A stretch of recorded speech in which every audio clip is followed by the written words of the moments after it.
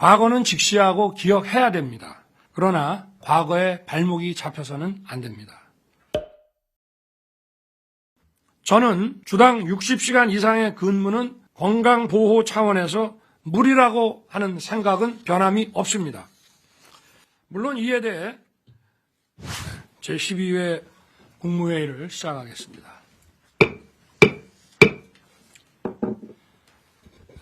만약 우리가 현재와 과거를 서로 경쟁시킨다면 반드시 미래를 놓치게 될 것이다. 자유에 대한 강한 열망과 불굴의 리더십으로 2차 대전을 승리로 이끈 영국 수상 윈스턴 처칠의 말입니다. 과거는 직시하고 기억해야 됩니다.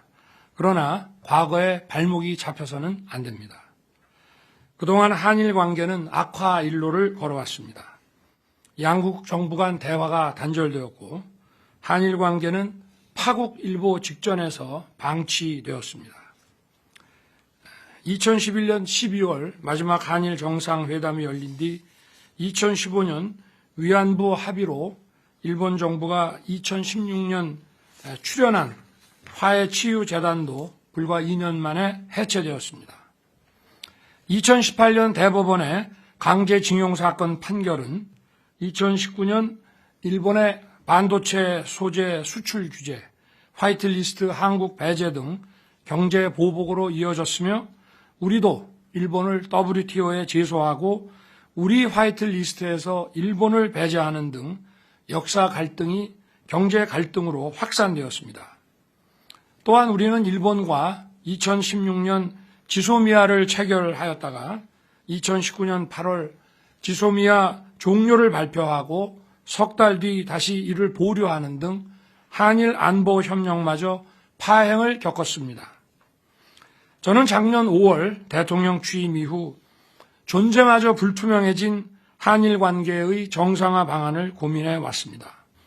마치 출구가 없는 미로 속에 갇힌 기분이었습니다. 그렇지만 손을 놓고 마냥 지켜볼 수만은 없었습니다. 날로 치열해지는 미중 전략 경쟁, 글로벌 공급망 위기, 북핵 위협의 고도화 등 우리를 둘러싼 복합 위기 속에서 한일 협력의 필요성은 더욱 커졌기 때문입니다. 한일 양국은 역사적으로나 문화적으로나 가장 가깝게 교류해온 숙명의 이웃관계입니다. 독일과 프랑스도 양차 세계대전을 통해 수많은 인명을 희생시키면서 적으로 맞서다가 전후에 전격적으로 화해하고 이제는 유럽에서 가장 가깝게 협력하는 이웃이 됐습니다. 한일 관계도 이제 과거를 넘어서야 합니다. 친구 관계에서 서먹서먹한 일이 생기더라도 관계를 단절하지 않고 계속 만나 소통하고 얘기하면 오해가 풀리고 관계가 복원되듯이 한일 관계도 마찬가지입니다. 때로는 이견이 생기더라도 한일 양국은 자주 만나 소통하면서 문제를 해결하고 협력 방안을 찾아 나가야 합니다. 한일 관계는 한쪽이 더 얻으면 다른 쪽이 그만큼 더 잃는 제로섬의 관계가 아닙니다.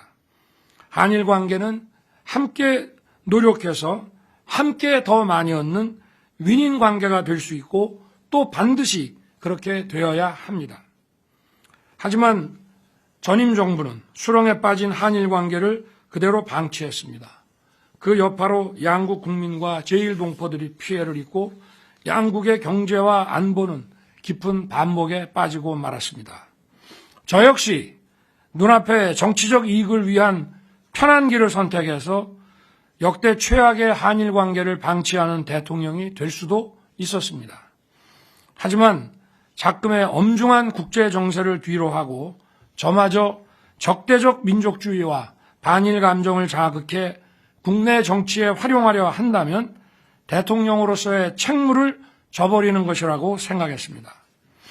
이번 방일에 대해 우선 한일 양국의 경제계가 적극 환영하면서 그간 위축된 양국 경제 교류가 재개될 것이라는 기대감을 가지기 시작했습니다. 제가 이번에 일본에 가서 만난 제1동포들도 그간 한일 관계 경색으로 겪어온 어려움과 고통을 일거에 털어버릴 기대감에 동포 사회가 축제 분위기라고 하였습니다. 저는 우리 정부가 이제 올바른 방향으로 나아가고 있다고 확신합니다. 양국 간 불행한 과거의 아픔을 딛고 일본과 새로운 지향점을 도출하고자 한 노력은 이번이 처음은 아닙니다. 1965년 박정희 대통령은 한일 간의 공동이익과 공동안전 그리고 공동번영을 모색하는 새로운 시대에 접어들었다고 하면서 한일 국교 정상화를 추진했습니다. 당시 굴욕적이고 매국적 외교라는 극렬한 반대 여론이 들끓었지만 박 대통령은 피해의식과 열등감에 사로잡혀 일본이라면 무조건 겁부터 집어먹는 것이 바로 굴욕적 자세라고 지적했습니다. 그리고 한일 국교 정상화가 어떤 결과로 귀결될지는 우리의 자세와 각오에 달려 있다면서 끝내 한일 국교 정상화라는 과업을 완수했습니다. 박 대통령의 결단 덕분에 삼성, 현대, LG, 포스코와 같은 기업들이 세계적인 경쟁력을 갖춘 기업으로 성장할 수 있었고 이는 한국 경제의 눈부신 발전을 가능케 하는 원동력이 됐습니다. 그 후 부침을 거듭하던 한일 관계의 새로운 지평을 연 것은 1998년 김대중 대통령이었습니다. 김 대통령은 오부치 일본 총리와의 정상회담을 통해 21세기 새로운 한일 파트너십을 선언했습니다. 김대중 대통령은 일본 방문 연설에서 역사적으로 한국과 일본의 관계가 불행했던 것은 일본이 한국을 침략한 7년간과 식민지배 35년간이었다고 하면서 50년도 안 되는 불행한 역사 때문에 1500년에 걸친 교류와 협력의 역사를 무의미하게 만드는 것은 참으로 어리석은 일이라고 얘기했습니다. 아울러 김대중 대통령은 65년 한일 국교 정상화 이후 비약적으로 확대된 양국의 교류와 협력을 통해 필요 불가결한 동반자로 발전한 한일 관계를 미래지향적인 관계로 만들어 나가야 할 때라고 하면서 양국 정상의 이번 선언이 한일 정부 간의 과거사 인식 문제를 매듭짓고 평화와 번영을 향한 공동의 미래를 개척하기 위한 초석이 될 것이라고 했습니다. 1965년의 한일 기본조약과 한일 청구권 협정은 한국 정부가 국민의 개인 청구권을 일괄 대리해 일본의 지원금을 수령한다고 되어 있습니다. 이 같은 기조 아래 역대 정부는 강제징용 피해자분들의 아픔을 치유하고 합당한 보상이 이루어질 수 있도록 노력해 왔습니다. 1974년 특별법을 제정해서 83,519건에 대해 일본으로부터 받은 청구권 자금 3억 달러의 9.7%에 해당하는 92억 원을 2007년 또다시 특별법을 제정해서 7만 8천여 명에 대해 약 6,500억 원을 각각 정부가 재정으로 보상해 드렸습니다. 우리 정부는 1965년 국교 정상화 당시의 합의와 2018년 대법원 판결을 동시에 충족하는 절충안으로 제3자 변제안을 추진하게 된 것입니다. 앞으로 정부는 강제징용 피해자분들과 유족의 아픔이 치유될 수 있도록 최선을 다할 것입니다. 우리 사회에는 배타적 민족주의와 반일을 외치면서 정치적 이득을 취하려는 세력이 엄연히 존재합니다. 일본은 이미 수십 차례에 걸쳐 우리에게 과거사 문제에 대해 반성과 사과를 표한 바 있습니다.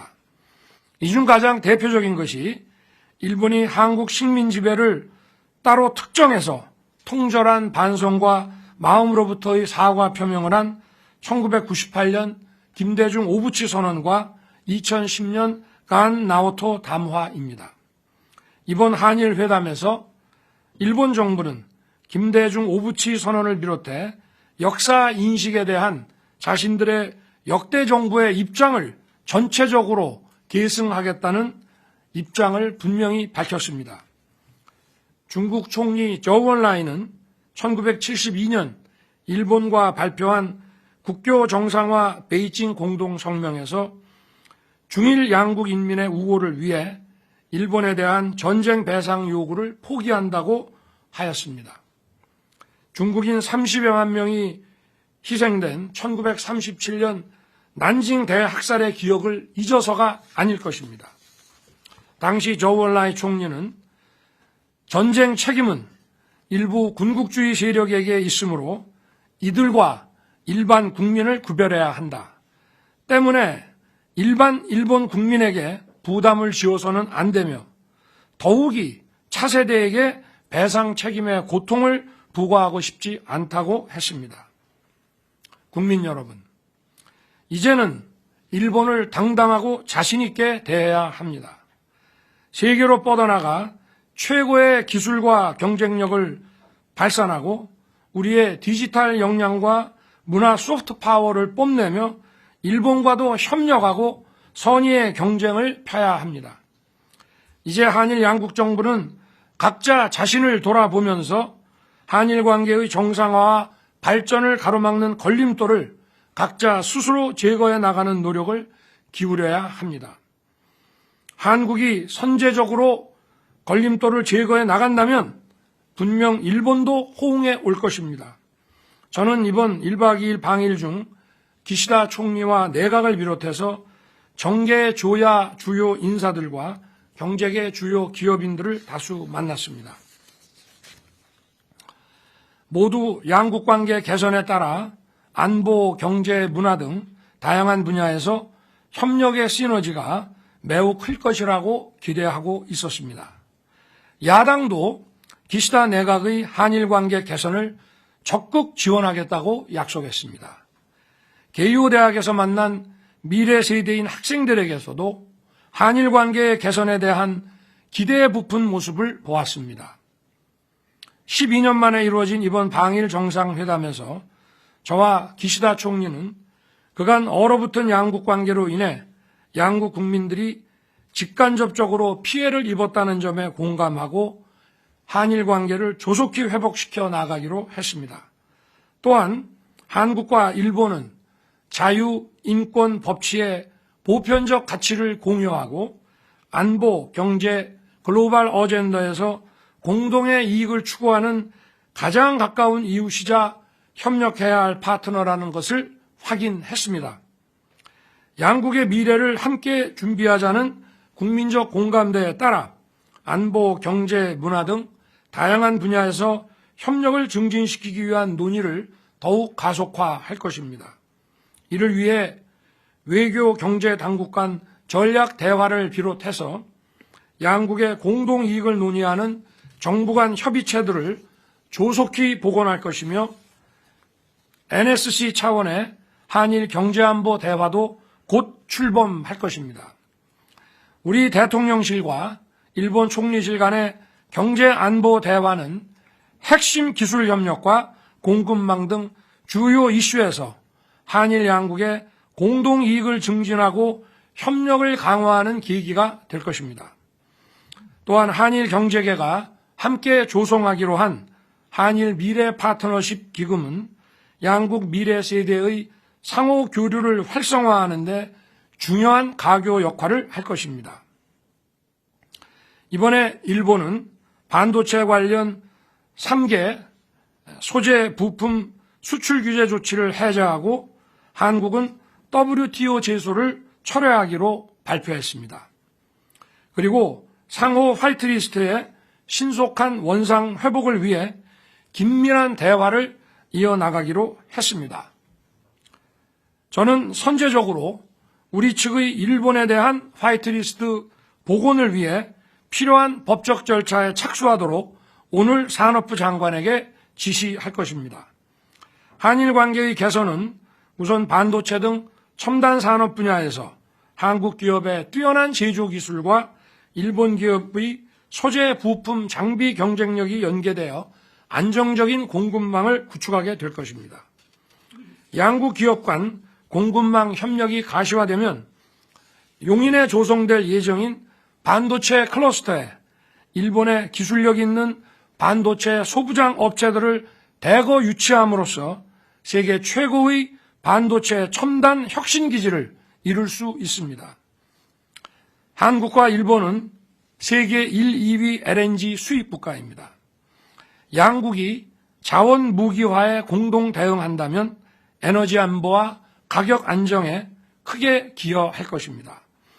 LNG 분야 협력이 심화되면 일본 기업들로부터 LNG 선박 수주도 증가할 것이고 미래 친환경 선박, 수소 환원 제철 등에 대한 공동 R&D 프로젝트를 확대 추진함으로써 2050 탄소 중립 이행 등 기후변화에도 함께 대응할 수 있습니다. 특히 한일 양국 간 경제협력 강화는 양국 기업이 글로벌 수주 시장에서 공동 진출할 수 있는 기회를 활짝 열 것입니다. 1997년부터 2021년까지 24년간 한일 양국 기업이 추진한 해외 공동사업은 46개 국가에서 121건, 약 270조 원 규모로 추산됩니다. 세계 최고 수준의 제조, 건설, 설계 역량을 보유한 양국 기업들이 파트너로서 협력한다면 건설과 에너지, 인프라, 스마트시티 프로젝트 등 글로벌 수주 시장에서 최고의 경쟁력으로 공동 진출할 수 있습니다. 아울러 일본은 경제 규모 세계 3위의 시장입니다. 한일 관계 개선은 한국산 제품 전반의 일본 시장 진출 확대에도 기여할 것입니다. 또한 양국 간 문화 교류가 활발해지고 일본 국민의 한국 방문이 늘어나면 내수 회복과 지역 경제 활성화에도 큰 도움이 될 것입니다. 정부는 경제 분야 기대 성과가 가시화되고 우리 국민들께서 체감하실 수 있도록 기업 간 협력과 국민 교류를 적극 지원할 것입니다. 산업, 통상, 과학기술, 금융, 외환, 문화, 관광 등 관련 분야에서 양국 장관급 후속회의를 신속하게 개최하고 반도체, 바이오 등 핵심 협력 분야 대화 채널 신설, 양자, 우주, 바이오 공동 지원, 산학협력 실증 거점 구축, R&D와 스타트업 공동 펀드 조성, 육상과 항공 물류 협력 등을 속도감 있게 진행해 나갈 것입니다. 저와 기시다 총리는 날로 고도화되고 있는 북핵 미사일 위협에 대응하기 위해 한미 안보 공조가 매우 중요하며 앞으로도 적극 협력해 나가자는데 의견의 일치를 받습니다. 지난 목요일 제가 일본으로 떠나기 2시간 반 전에 북한이 ICBM을 발사했습니다. 저는 한일 간 북핵과 미사일에 대한 완벽한 정보 공유가 시급하다고 판단해서 한일 정상회담에서 전제 조건 없이 선제적으로 지소미아를 완전히 정상화할 것을 선언했습니다. 이에 따라 국방부와 외교부에서도 필요한 법적 조치를 시행했습니다. 2019년 한국이 취한 지소미아 종료 선언과 그 유예로 인한 제도적 불확실성을 이번에 확실하게 제거함으로써 한일 군사 정보 협력을 강화하는 발판을 마련했습니다. 또한 양국의 인태 전략, 즉 한국의 자유평화 번영의 인도태평양 전략과 일본의 자유롭고 열린 인도태평양의 추진 과정에서도 양국이 긴밀히 연대하고 협력해 나아가기로 했습니다. 나아가 동북아 영내 대화와 협력 활성화를 위해 한일 중 3국 정상회의 재가동을 위해 함께 노력하기로 했습니다. 앞으로 한일 두 정상은 형식에 구애받지 않고 필요하면 수시로 만나는 셔틀 외교를 통해 적극적으로 소통하고 협력해 나아갈 것입니다. 이번 순방을 통한 한일 두 나라의 관계 개선 노력이 구체적인 성과와 결실로 이어질 수 있도록 각 부처에서는 협력체계 구축과 아울러 후속 조치에 만전을 기해 주시길 거듭 당부합니다. 지금 우리는 역사의 새로운 전환점에 서 있습니다. 저는 현명하신 우리 국민을 믿습니다. 한일 관계 정상화는 결국 우리 국민에게 새로운 자긍심을 불러일으킬 것이며 우리 국민과 기업들에게 커다란 혜택으로 보답할 것입니다. 그리고 무엇보다 미래 세대 청년들에게 큰 희망과 기회가 될 것이 분명합니다. 정부의 근로시간 유연화 정책과 관련해서 임금, 휴가 등 근로보상 체계에 대해 근로자들이 불안해하지 않도록 특히 노동시장의 이중구조가 만연한 우리 사회에서 노동약자들이 불안해하지 않도록 확실한 담보책을 강구할 것입니다. 근로자들의 건강권, 휴식권 보장과 포괄임금제 악용 방지를 통한 정당한 보상에 조금의 의혹과 불안이 있어서는 안 됩니다. 최근 주당 최대 근로시간에 관해 다소 논란이 있습니다. 저는 주당 60시간 이상의 근무는 건강보호 차원에서 무리라고 하는 생각은 변함이 없습니다. 물론 이에 대해 근로시간 유연화 정책의 후퇴라는 의견도 있는 것을 알고 있습니다. 그러나 주당 근로시간의 상한을 정해놓지 않으면 현실적으로 노동약자들의 건강권을 지키기 어렵다고 생각합니다. 우선 근로시간에 관한 노사 합의 구간을 주 단위에서 월, 분기, 반기, 연 단위로 자유롭게 설정하는 것만으로도 노사 양측의 선택권이 넓어지고 노동 수요에 유연하게 대응할 수 있습니다.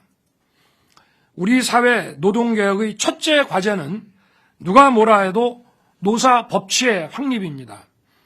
산업 현장에서 불법과 폭력을 반드시 추방해야 합니다. 이는 이론의 여지가 없습니다. 노동개혁의 또 하나의 과제인 노동시장 유연화는 그 제도의 설계에 있어 국민의 의견을 충분히 청취하고 수집할 것입니다. 고용노동부 등 관련 부처에 세밀한 여론조사 그리고 FGI를 시행하고 제게 그 결과를 보고하도록 지시해 놨습니다.